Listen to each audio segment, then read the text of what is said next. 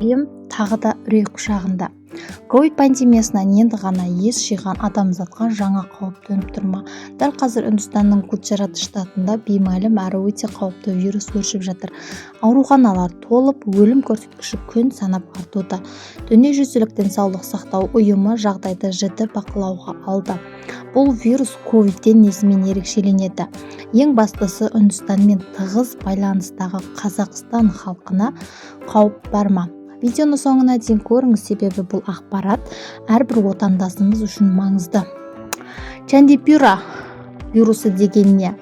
Бұл дерттің ресми атауы Чандипура. Ол алғаш рет 1965 жылы Үндістанның Чандипура ауылында анықталған, бірақ биылғы таралу қарқыны мен вирустың мутациясы ғалымдарды қатты шошытып отыр. Бұл вирус визикулавирустар тұқымдасына жатады. Оның басты ерекшелігі ол адамның орталық жүйке жүйесін, яғни миды тікелей зақымдайды. Егер дер кезінде көмек көрсетілмесе, бұл дерттің соңы 70-80% жағдайда өліммен аяқталуы әбден мүмкін. Бұл кез келген белгілі вирустан жоғары көрсеткіш. Вирус қалай жұғады? Ковид сияқты ауа арқылы жұқпаса да, бұл вирустың таралу жолы өте қауіпті. Оны негізінен құм шыбындары және кенелер тасымалдайды. Олар адамды шаққан кезде вирус қанға түсіп, небәрі бірнеше сағаттың ішінде бүкіл ағзаға тарап үлгереді.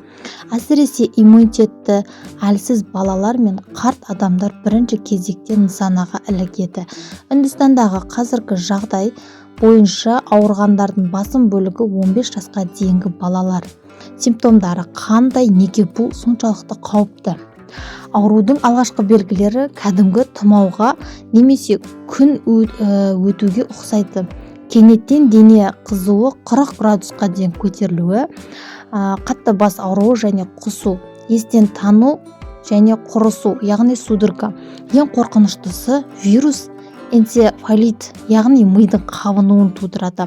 Адам шағылғаннан кейін небәрі 24-48 сағат ішінде көз жұмып кетуі әбден мүмкін. Дәрігерлердің айтуынша, бұл вирустың ешқандай арнайы вакцинасы немесе емі әлі күнге дейін жоқ.